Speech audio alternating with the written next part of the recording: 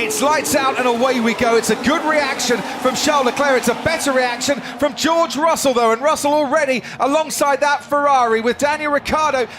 Hello F1 and IndyCar fans. Welcome to Formula Pun Racer. Today is September 22nd, 2022. I'm here today to give you my review on the IndyCar season finale at Laguna Seca Raceway, California, as well as the Italian Grand Prix at Monza, Italy, both of which occurred on September 11th. So let us begin with the Italian Grand Prix and say that to the delight of the Tifosi fans, or Ferrari, that Charles Leclerc's Ferrari started on pole and George Russell of Mercedes would start second.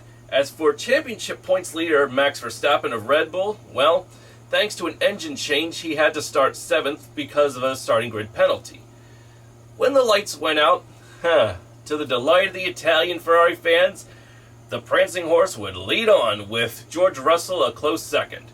But by lap 5, already the Flying Dutchman was starting to catch up and had already become in second place behind Leclerc already. Oh, come on! Yeah, hard to believe it. There's just simply no Verstappen, Max.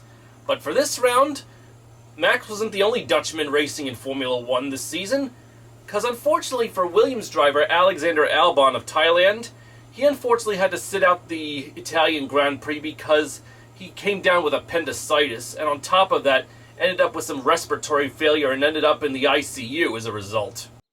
Jesus Christ, dude! And the second Flying Dutchman in the race, that would be Alexander Albon's replacement, making his Formula 1 debut, would be Nyck De Vries, former Formula E champion. And amazingly, not only did he do well with Williams, but he finished in the points in 9th place.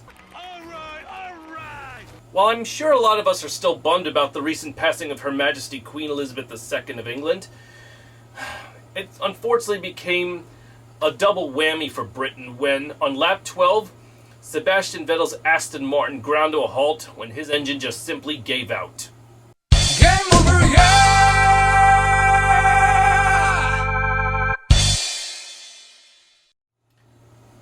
Before I continue with my review of the Italian Grand Prix, I'd like to say there's one thing I'd like to follow up from my last video. The day after Her Majesty passed away, which was September 9th, which in turn was the day her son Charles was proclaimed as King Charles III of England, I will say an interesting fact that September 9th was my grandfather's birthday. He would have been 94, but he passed away in 2018. But most importantly, my grandfather's name was also Charles, so happy heavenly belated birthday, Grandpa. I miss you, and it's good to know that you're reunited with your wife and my grandmother, in the same way the Queen is reunited with her beloved husband, Prince Philip. Quite a bittersweet reunion, I must say. In any case, when Vettel's car ground to a stop on the side of the course, it brought out the caution and the leader's pit, and unpredictably enough, or more predictably I should say, Max Verstappen managed to get by Charles Leclerc to take the lead, and that Red Bull was not about to let go at all. Vegas. So from there on, it was quite an uneventful race after Vettel's car gave out. But on top of that, with 5 laps to go from the finish, one of the biggest controversies of the season would occur. Daniel Ricciardo, last year's Monza winner, his McLaren Mercedes ground to a halt in almost the same spot as Vettel did early in the race. And for some reason, while it brought out the yellow and the cars would just parade around for the last 5 laps, I don't know why, but the track officials sure took their damn time getting his car off the track to the point where they ran out of laps to finish under green. So they should have stopped the race, if you ask me. Like, pathetic handling of the race, if you ask me. They should have just stopped the race. They're going to take that long just to clear a car off the track. So Max Verstappen won the race. Once again, another consecutive victory for the Flying Dutchman. Charles Leclerc finished second for Ferrari.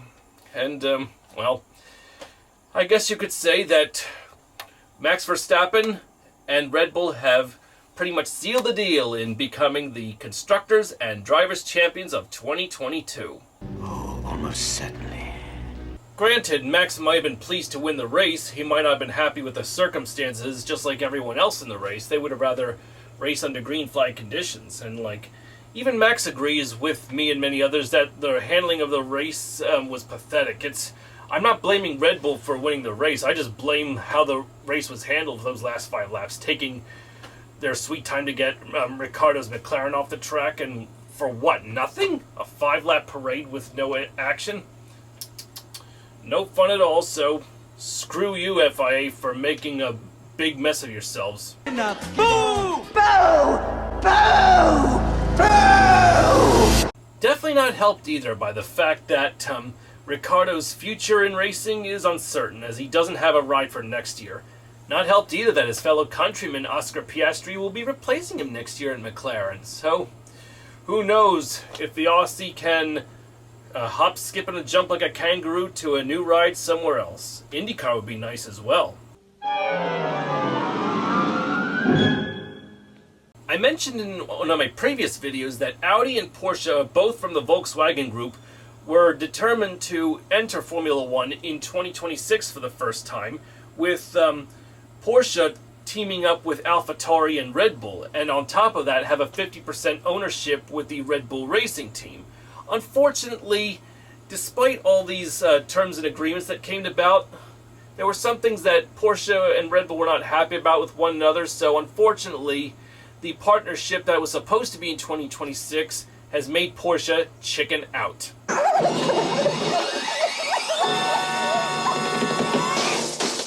This definitely begs the question for Red Bull and AlphaTauri.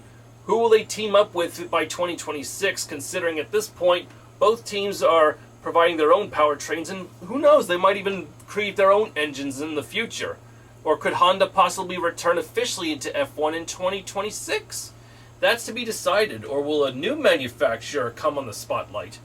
I know this seems like a highly unlikely possibility, but imagine if Jaguar were to return to F1 to provide powertrains for Red Bull. That would be poetic, even though I know that would never happen, considering that Jaguar did race in F1 at one point under the Ford banner for 5 years, but never delivering. But now that Jaguar is no longer owned by Ford, imagine what they could do if they returned to Milton Keynes. It would be like, some things come full circle. And if the cat were to ride the bull to victory, I'd say Jaguar got its second chance to shine once again.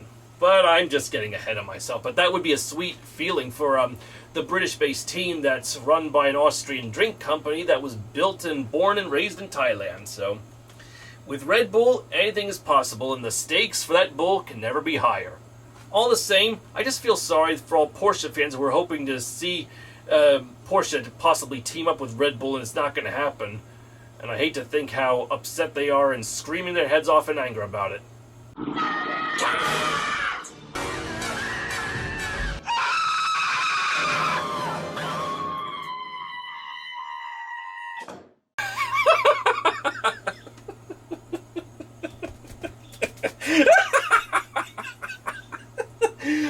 I'm sorry, everyone.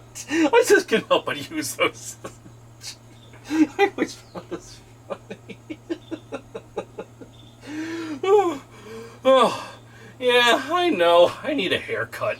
But at the same time, this humidity in the air is doing a mess on my hair as well.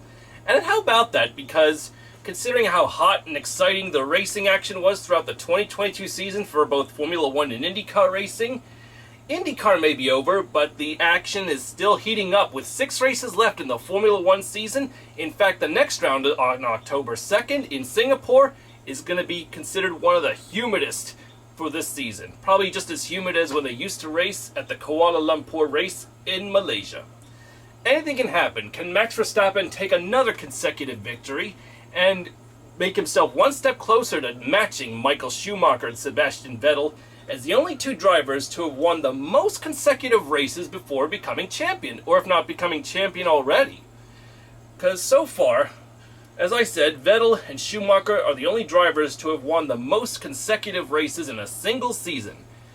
And no doubt, at this rate, Max Verstappen is on par for that course. Can he do it? Maintain that winning streak in Singapore? We will find out. And here's the schedule of when you can expect those cars to race through the city, fortunately at night. And now, let us begin with my review on the season finale of IndyCars at Laguna Seca Raceway in California, shall we? Ericsson jumped out of line. Power gets a good clean start in the Firestone Grand Prix of Monterey. Rossi on the inside in that pink and blue machine. David Malukas 3 wide now. Pato Award on the inside of Alexander Rossi. With the 2022 IndyCar season finale happening the same day as Monza at Laguna Seca Raceway in California, with 3 Ganassi drivers in contention mathematically for the championship, Team Penske didn't have a prayer to win the championship at all. Unless you've got power! Ah, yes, check that. Penske did have power. Willpower of Australia, for that matter, as well as Nashville native Joseph Newgarden in contention for the 2022 IndyCar Championship. And I gotta say, Willpower took the pole in the season finale, shattering Mario Andretti's old record of 67 IndyCar pole positions. Willpower has now 68, and I'm sure that record is going to continue to climb. So Willpower started on pole, and one of the bigger surprises that Juncos Hollinger racing driver Callum Ilott of Great Britain started second. Not bad for a rookie driver in the season finale. So when the race started, it was Willpower in the lead, but unfortunately, in the first few corners, Ilott dropped back to 4th. But nonetheless, it was amazing to see how quickly the guy from the little team was able to charge. Shut up.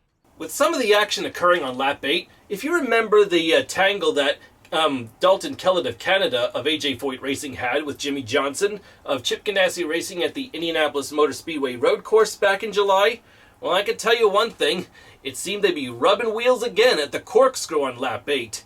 Then they rub it again the following lap at the same spot, with Kellett spinning off worst. The Canadian didn't have much luck this time, eh?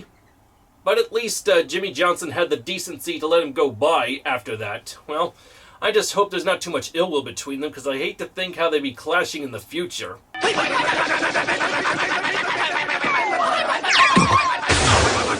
If you were wondering about California's Colton Herta, would he make it a 3rd Laguna Seca Raceway win in a row? Unfortunately, it was not to be. His car wasn't even doing well from the start, and when he made his first pit stop on lap 10, a left front tire changing problem cost him even more, pretty much sealing his fate to lose. So much for a hat trick. And no doubt that had to hurt a lot. Burn! Unfortunately for Callum Ilott, his promising run came to a close on lap 38 when his engine gave out on him going into turn 2. This brought out a full course yellow, giving the leaders a chance to pit and get ready for a sprint to the finish. This also gave Alex Palou, who has been under a fiasco with his own team, Chip Ganassi, as well as Arrow McLaren Schmidt-Peterson for next year. But all the same, it hasn't distracted him from doing his driving duties for Chip Ganassi. So what does he do?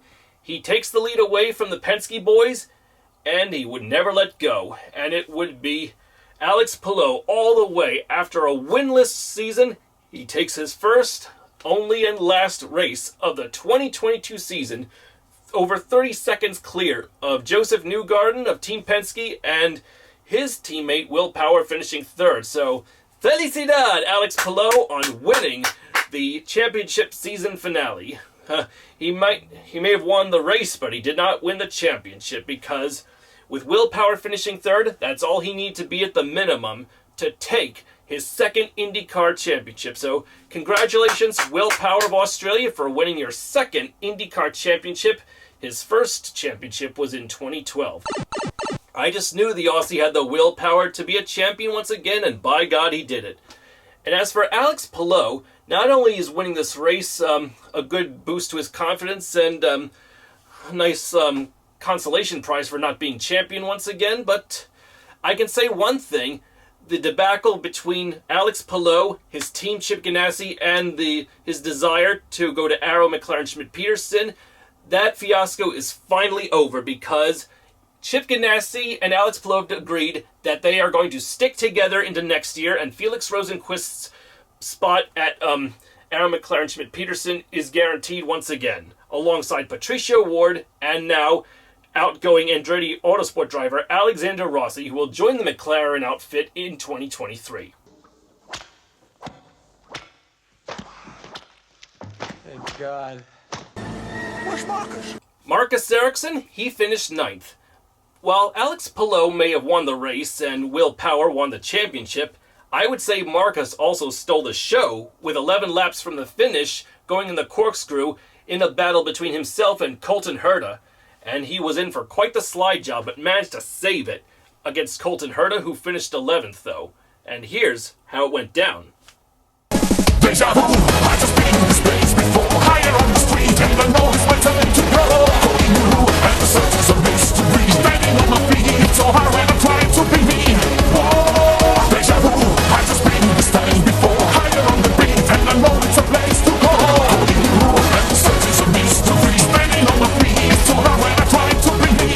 Yeah. With the IndyCar season finale of 2022 marking Alexander Rossi's final race with Andretti Autosport, he finished 10th, behind Marcus Ericsson and one position ahead of his teammate Colton Herta. Kyle Kirkwood, who leaves AJ Foyt Racing, will replace Rossi in the number 27 car at Andretti Autosport, while, as I said before, Alexander Rossi will join Felix Rosenqvist and Patricio Ward at McLaren Schmidt-Peterson in 2023. Rookie of the Year honors goes to the Danish butter cookie Christian Lundgaard of Rahal Letterman Lanigan, who finished 5th at Laguna Seca. Congratulations to the Danish butter cookie. Let's see if your performance will net you a winner more in 2023. Before I conclude this video, I'd like to say that recently the 2023 Formula One schedule has been announced, and while Las Vegas has been added along with China and Qatar, unfortunately, the French Grand Prix has been knocked out of the competition, even though it's going to be a record 24 races in a single season. So the logistics are going to be crazy, and I will leave you with the schedule along with the results of the IndyCar season finale in the credits of this video. Well, thanks for watching my video, everyone. If you like my videos, please like, share, and subscribe to my channel, Formula Pun Racer, and I'll see you in the next video, and let's see how Max Verstappen can do in Singapore. Until next time, I'm Aaron Cylinder, firing on all cylinders.